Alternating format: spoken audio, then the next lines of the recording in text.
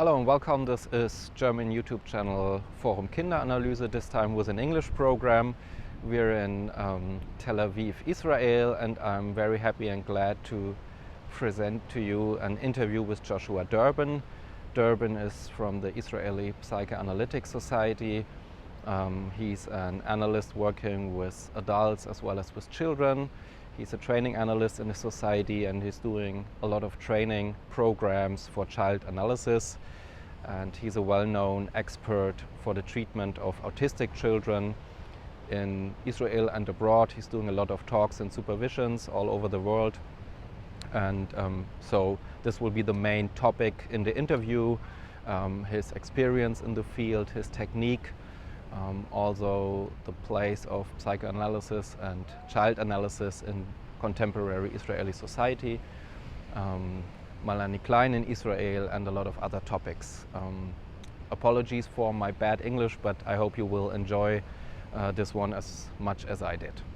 So what I find really interesting and what I really like about your papers is that almost always there's more than one generation involved. Like when you writing about a certain topic, and then you bring a case example of a maybe 4-year-old boy and a 30-year-old man, maybe one generation before them. So for the reader, it's automatically clear you are working with children, you're working with adolescents, you're working with adults, and you get your inspiration and experience from all these ages and age groups. Mm-hmm. In Germany, for historical reason, because of the healthcare system and everything, most therapists and most analysts, they have to choose very early, do I want to work with children and adolescents, or do I want to work with adults? And then they do a special training, and in the end, most end up working either or, one of these groups. There's a small number who do both, that's really small. So you're doing both, and I would be very interested, what's your idea, some opinions of how these groups differ or depart, but maybe more important, what can they learn from each other in terms of training and practice? Well, that's an interesting question. Let me start by saying that I was trained as a psychoanalyst in Israel at the Israeli Society, the Israeli Institute of Psychoanalysis, which is an IPA, an International Psychoanalytic Association society.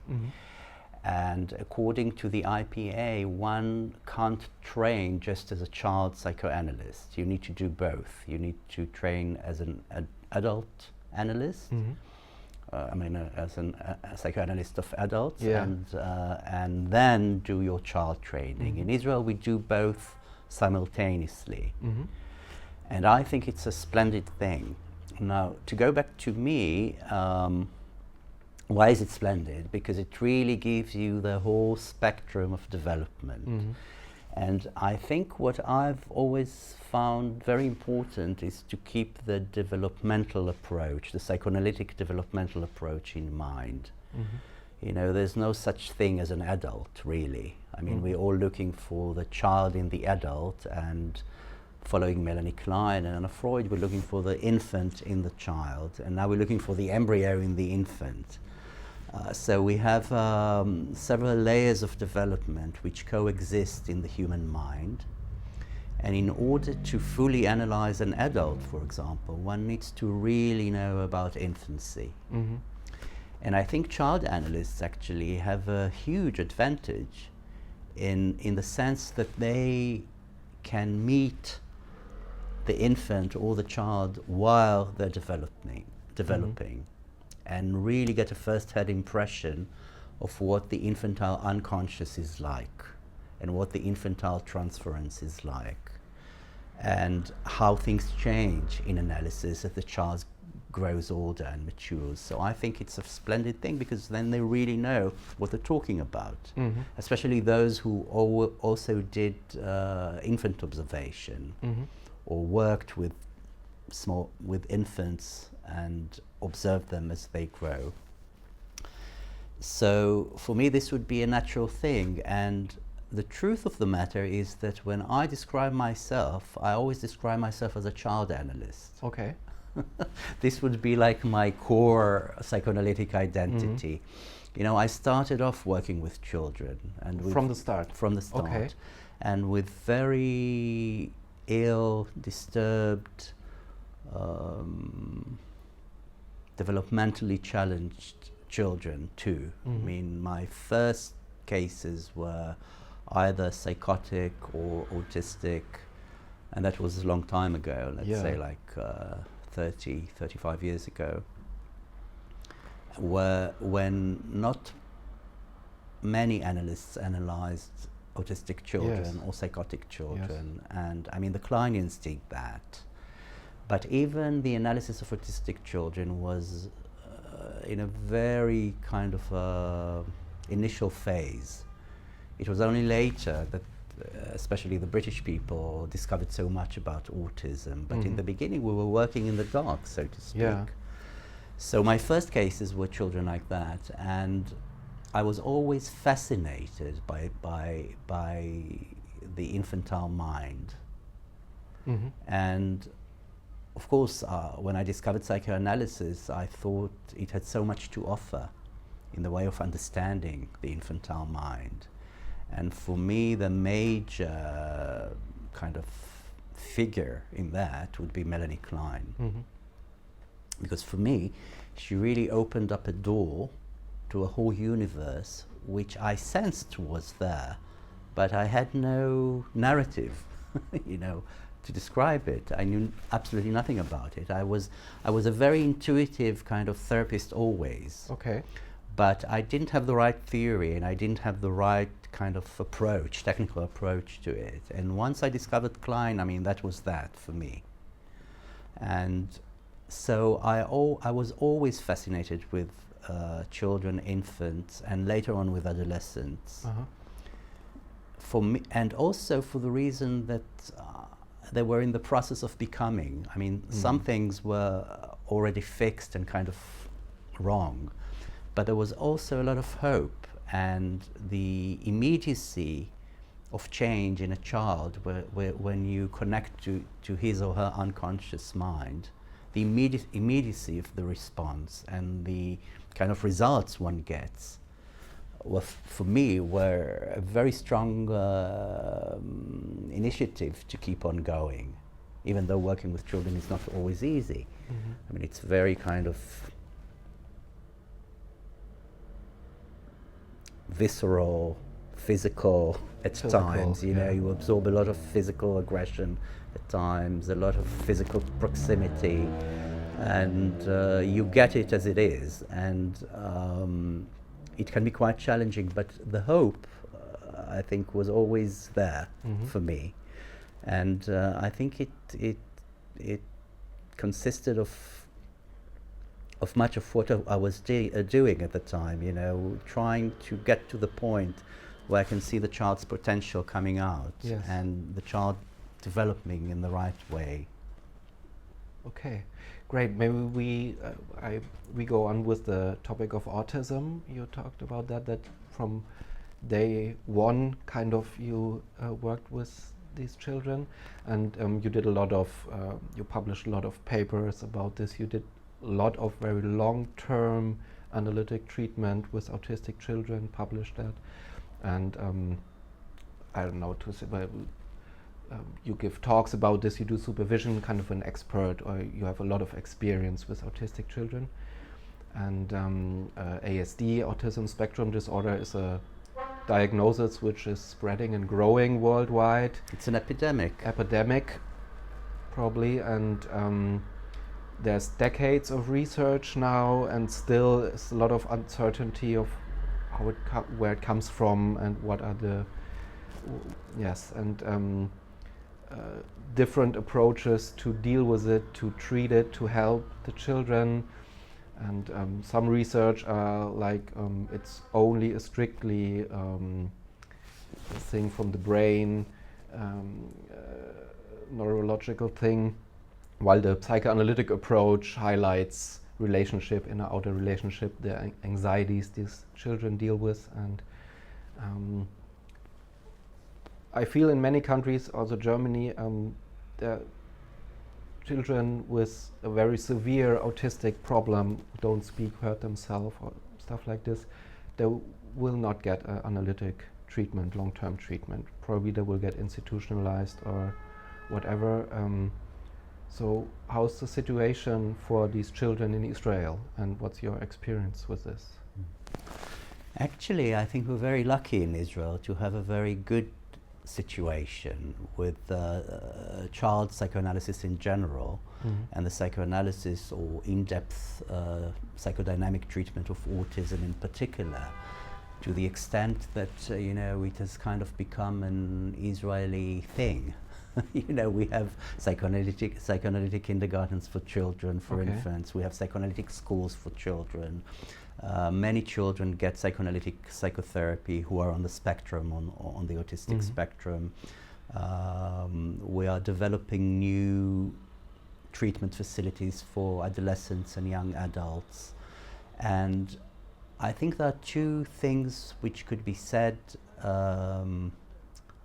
which are typically Israeli, I'd say. You know, first is that I think most of the Israelis would still go for a kind of therapy where they can talk, or where they can be treated like a complex kind of human being.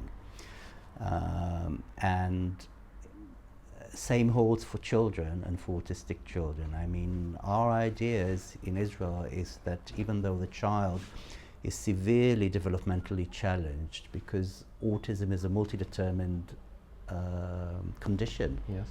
You know, it has emotional factors, biological factors, neurological factors, environmental factors.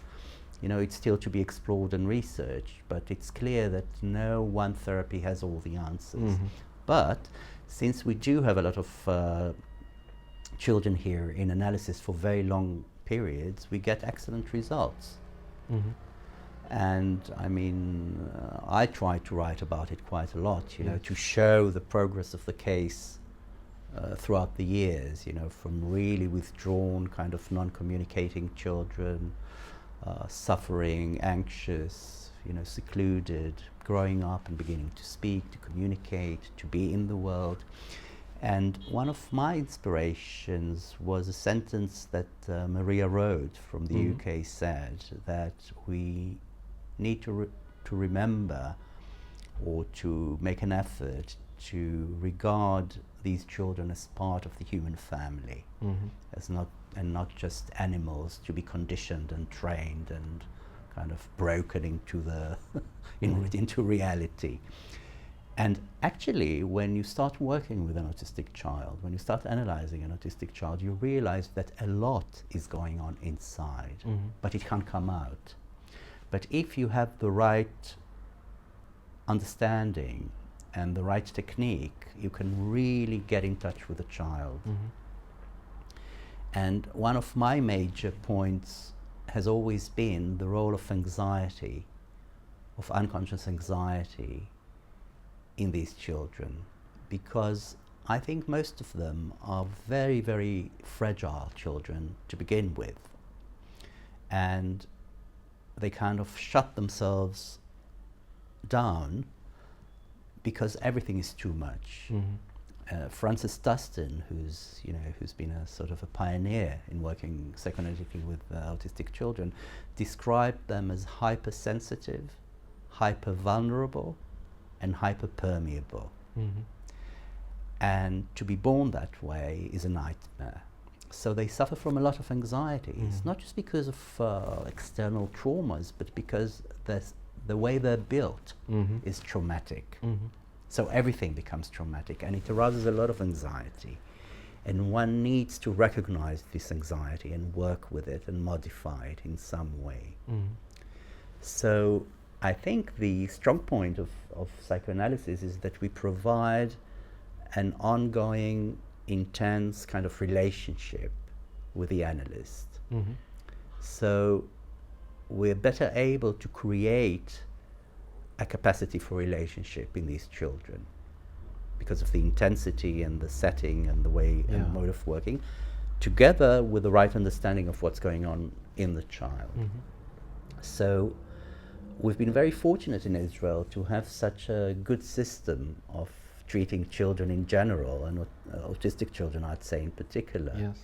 You know, the Israeli society has always been very child-oriented, and children have a huge symbolic role in Israel, you know, as representing survival and overcoming all our difficulties and persecution and wars and what have you. So there's a lot of investment in children, not just by the government or the national health or the national insurance, but parents would give the children things that they don't allow themselves to have. I know it sounds a bit idealistic or kind of propaganda, but it's true. Because actually, you know, when I travel and see what the situation's like in Europe, for example, or in the States, I think we're much better off. I think so.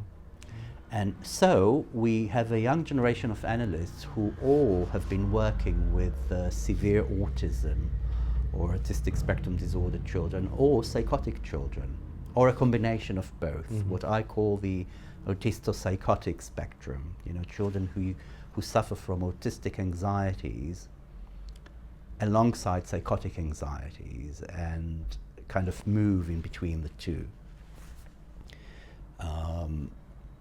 So one might say that there's already an Israeli psychoanalytic tradition of working with autistic states, and it's been a work carried out by some analysts for many years. I mean, it wasn't just me.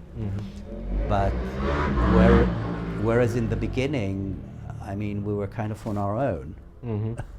Now we have peers to talk to and to compare findings with, and you know, it's really a very fortunate situation. Great. I want to name another pioneer, Donald Meltzer, an English analyst who did a lot of work with autism and helps to understand this. And I found an interview with him. I will quote it. He's asked, in your long experience in the field, what qualities have you come to expect from psychoanalysts who work with psychotic and autistic children? And Meltzer answers, well, I suppose that my idea of the qualities that make for a good analyst have changed through the years. I used to think that it required a very high intelligence. I don't really think that anymore. The main thing that I look for is kindness. Kindness means generosity, forbearance, a readiness for sacrifice, and a capacity for intense emotional interest in a person. I don't like people who are too stepped into theory. End of the quote. With your experience, what do you think what's important in these kind of work? Well, I would agree with most of what Meltzer said. I think one needs to be very determined about looking for the truth, striving for, I mean, emotional truth. And therefore I agree with him that it doesn't necessarily have to do with intelligence. I think it's love for the truth, the willingness to look for the emotional truth, to connect with it or to it. And I think determination is definitely a feature. I mean, not giving up, being slightly stubborn. And I think there's also the question of belief in the psychoanalytic process.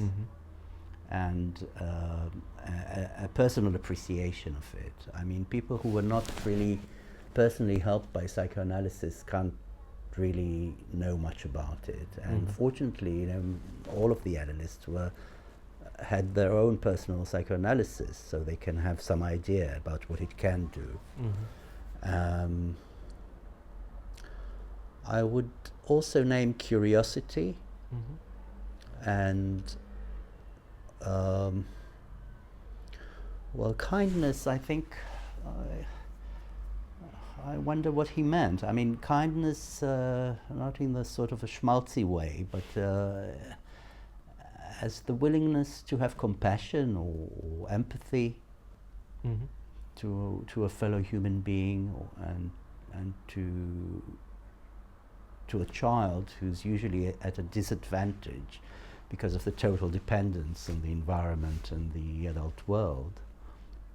And I would add that one needs to be in good contact with the infantile and childish elements of oneself. I think that helps. And also to be able to enjoy playing, you know, and kind of doing things with a child. Yeah. To speak the child's language. In some of your writings, or probably most of them, about the treatment of autistic children, you ask for a change in technique, and you bring several points, but one that you name very often is a kind of an interpretation not by words but by gesture, by action, something like this. Maybe you can talk a little bit about this, what you mean by this, or if you have an example to make it more clear. Yes. Well, actually, to begin with, you know, interpretation in action is not a term that I coined. It was already there. Several theories dealt with it. The thing is that for me it was a gradual thing. I was trained, and kind of what I did was classic Kleinian technique, where you interpret, and you interpret the unconscious anxiety, the unconscious fantasy, how it's being enacted or brought out within the relationship with the analyst, what we call the transference, counter-transference situation. And you mainly interpret verbally. Yeah.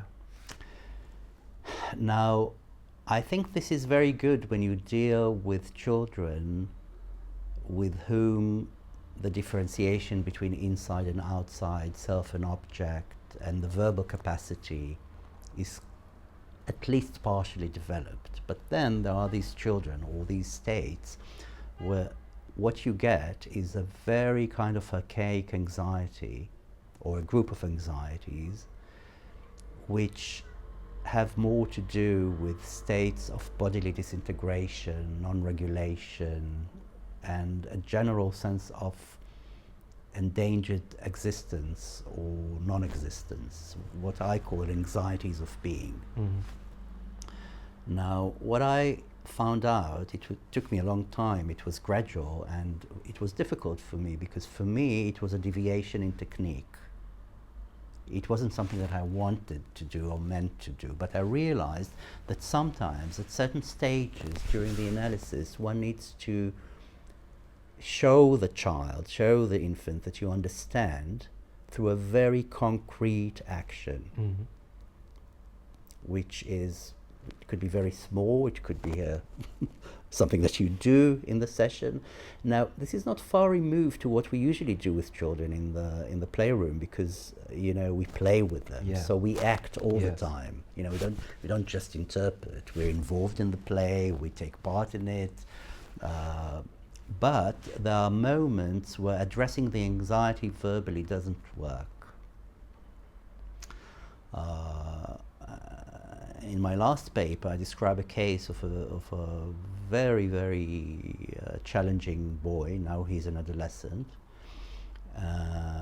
who suffered from a mixture of autistic anxieties and psychotic anxieties. And when I came back from my holidays, he wouldn't enter the consulting room, and he just stood at the doorway screaming, the Grand Canyon, because there was a kind of a crack underneath the door, and in his hallucinating state it seemed to him like the Grand Canyon. He couldn't cross it. So I stood at the other side of the door, and I just invited him in, and I interpreted, you know, the break, the holidays, the fact that he needs to come back, the anxiety that he's suffering from, and he just stood there and screamed his head off. So two things happened. I realized that I wasn't getting through at all. Also, to tell you the truth, I was slightly worried because the neighbors were beginning to come out and look who's screaming on the path, you know, leading to my door. And then I offered him my back. I turned around, I said, all right, you hop on, we'll cross the gap together. We cross the Grand Canyon together. And he just did it, you know, he jumped on my back, we brought him in. And then I was able to work out what happened, which was very interesting in itself, because apparently the boy, when I was away, saw his father watching a film, watching a movie in which the protagonist, the hero, was caught in the Grand Canyon or in some other canyon, and his arm was kind of caught under a rock, and he had to take out a, you know, a kind of pocket knife and cut the hand off, and he saw it. And the whole issue of the body falling apart or being mutilated or vandalized for him was a big thing. So he kind of equated my going away, mutilation of the body, the Grand Canyon, and sure enough, when he came back, couldn't cross. So taking him in or bringing him back on my back was in fact an interpretation. Was an interpretation of his need of a very solid object, non-mutilated and helpful, which could carry him across. And only later could we elaborate more, work it through in a verbal kind of classic mode. But this very day, I think for him it was a kind of transformative moment. He needed that ground. He needed that ground, yes. And I can give you other examples but my point is that there's a certain level of anxieties which does not respond to the spoken word. It does respond to understanding, but there are different ways of showing that we understand what's going on. I wouldn't do this very often, and it's not, actually I don't do this very often, but sometimes it happens. And but my more kind of general idea is that we need to find different languages for different anxieties. We can't hold on to the idea that one technique and one mode of interpretation covers it all, like a ready-made kind of technique. It simply doesn't work, not with very ill children, or adults for that matter. It still remains a big question. How do we apply these understandings from our child work into our adult work? Because with children, we're allowed to do more in the consulting room. With adults, it's, you know, it would be... I mean, it would be crossing limits in a dangerous way. But, you know, it's a question. How can you address different layers of anxieties and really speak the language of the specific anxiety? And actually, this is what I've been very, very preoccupied with over the last few years. If I'm not mistaken, then you have some background in music, that you have experience being a musician, and in the music world, when let's say you play a very old piece from a certain composer, you have to put yourself in it and interpret it and transform it probably on a new or another instrument or another cultural context. So the piece gets transformed and changed a little bit, has to be, and also I think the musician gets changed by it.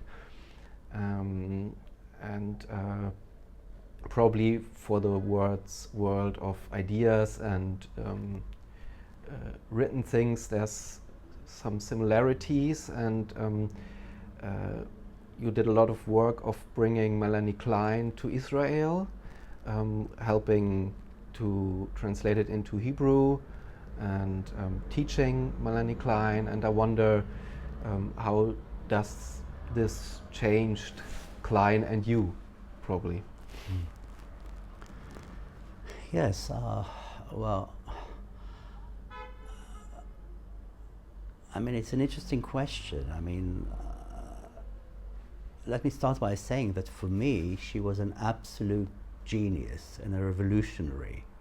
You know, the way she struggled. Actually, one of her first cases was an autistic boy, Dick, you know, whom she analyzed, I think, she published the paper in 1930, I think, and that was before the diagnosis of autism even existed. And she found a way of getting into this boy by deviating from her technique. You know, she had to come up with something, so she kind of improvised, and it worked. And I think I always liked that about her, her courage, her dedication to the clinical truth.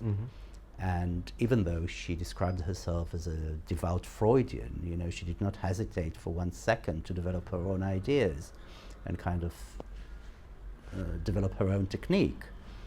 And the play therapy, you know, later on the Kleinian technique of working with adults. So this is one thing that I really admired about her, and she really helped me.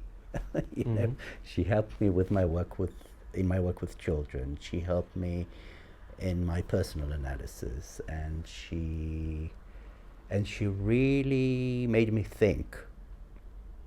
And not always in an easy way, and I think that's part of the reason people kind of shy away from Klein very often, because it's an uneasy reading. It's a mind opener, but it's also quite a shattering experience. So this is just about Klein. Now, there were Kleinian analysts working in Israel before me. I mean, I was definitely not the first. You know, there were some very prominent child analysts and adult analysts working within the Kleinian tradition. But oddly enough, there was no book containing the collected work of Klein. And since I've been teaching Klein for quite some time and teaching Kleinian work with children, I discovered that there was a huge hunger within the psychiatric community to be better acquainted with Klein. And not just because it wasn't in Hebrew, but because someone needed to mediate the ideas, which would make them kind of more user-friendly to the Israeli audience. And this is what I did. So we published first volume of Klein's collected work, then a second volume, and now a different team is completing the third volume, actually 2 more volumes, the psychoanalysis of children and narratives of child psychoanalysis. This will be done by different people. I've done the first 2 together with my very good friend and relative Merav Roth. We did it together, and lo and behold, it was a huge success. It became a kind of a bestseller. Nobody believed that it would be like that, but it became like the standard textbook in all the psychotherapy departments, psychology departments. You know, people who are interested in Klein read it. I used to get letters from people who had nothing to do with clinical psychology, but they've read the book and it somehow moved something in them. So I think that was one good thing that I've done. You know, just kind of brought it into Hebrew. Now, I'm aware of the fact that the Israeli version of Klein is not quite the British one.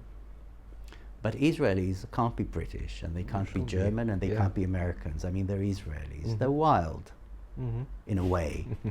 And they try things and see if they work for them. And what works they take, and what doesn't work they don't take that easily. So, I mean, it's I think there's an Israeli version of Kleinism which wouldn't quite be held to be kosher, I think, by many of the Kleinians. But to tell you from my experience with the London Kleinians is that some of them feel that they're not kosher for their own friends either. So I think it has to do something with belonging to a group, or group dynamics, or everybody thinks that he's not holy enough or kosher enough for the group, whereas in fact for us they're like icons in the Kleinian community. And I think, you know, having this huge shadow, this huge Freud Freudian shadow over the Freudians, Kleinian shadow over the Kleinians, Lacanian shadow over the Lacanians. It does something to you because, you know, when you work in the shadow of a genius, sometimes it hampers with your ability to create your own interpretation. And to go back to your initial question about music, it brings me back to music, because I think part of being a good pianist or a good violinist or a good musician is being very knowledgeable about the music about the score, about the music that you're playing, really analyzing and working on it. But the money time is when you need to play it. And nobody's really interested in a well performed piece. People want something else. Not a copy. Not just a good technician or a copy. People are looking for something else, for some insight, for some transformation through the performer, which would give it an added value. Because, you know, there are millions of good technicians, very, very good technicians, but there's only one Glenn Gould or one Paulini or one, you know. And when you listen to them, it's not about accuracy or being kosher. It's about something else. I don't quite have the words to describe it because, you know, music, I once heard a joke about the French, you know, that music is something that they can't talk about, so they don't much care for it. I know it's untrue. I mean, but music is not something that you can really discuss. The proof is in the pudding. I mean, when someone plays, you know whether it's the real thing or not. Feel it. Yeah, you can feel it. And I think this also has to do with breaking away from tradition, keeping it and kind of getting away from it at the same time. And when I think about like the key psychoanalytic figures, I think they were all like that. They were steeped in tradition and they dared to do something different. And actually, I think Freud encouraged this very, very much. Not in his friends and disciples. I think he was very kind of difficult that way. But I mean, he encouraged psychoanalysts to see for their own what's happening in their cases. And I think this is a very, very important point. For example, when we train our candidates, we really encourage them to think on their own, to try and be original, to not to break the system, but to dare to do something different with it. And I think this is what keeps the psychoanalytic system alive. If it's too oppressive or too rigid, I think it doesn't bear good news for psychoanalysis. And to judge from what goes on in the world, and historically, I think things need to change. That's a good thing for the next and probably the last question. You do a lot of training of new child analysts. You're traveling a lot worldwide. Where you see the profession in the next decades? What are the challenges probably? Actually, I'm very optimistic. I'm not optimistic regarding psychoanalysis now in the world. I think actually that's not true. Actually, I am optimistic about both adult psychoanalysis and child psychoanalysis. Now, child analysis in many, many countries had been dwindling out. You know, not many people came from training. It's a difficult training. You need to do both. So you need to have more control cases and more supervisions, and in some countries it's difficult to get child cases for analysis. But my impression is that it's coming back. I think that these past 20 years were kind of cognitive therapy and biomedical therapy took over. I think people are beginning to realize that it's not enough. To go back to what I said about being part of the human family. People want to be understood, and they want to talk, and they want to communicate, and they want to be listened to. And so I think there's a gradual awakening of psychoanalytic work with children. For example, in Israel, more and more people apply for child training, even though it's a very long and arduous kind of thing, and expensive and emotionally difficult. But we get more and more candidates because I think people are looking for child analytic therapy or child analysis more. And actually this is my impression of what's going on in the world. I think it'll take some more time before people realize, that they're not animals to be trained or kind of silenced down by medication, even though it helps. And I'm not anti-medication, not at all, but I think there's nothing like human understanding and contact and deep understanding, of the deep unconscious. So actually I'm rather optimistic. I see a lot of interest in the world in child work.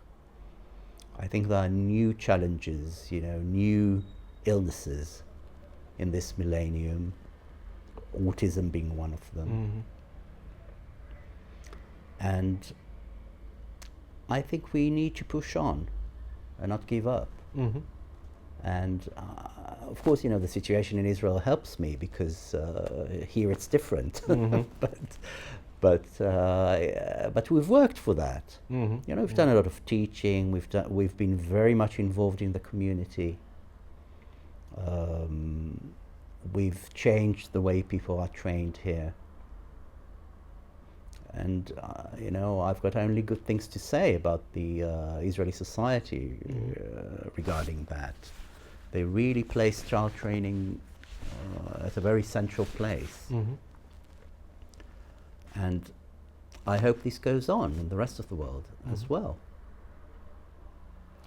That's great last words. So Joshua, thank you very much for your time and for this Thank very you, interesting Max. interview. Thank you. There's a lot more to be said, but Yeah. time is limited. Okay, and thanks for watching. Okay. Here.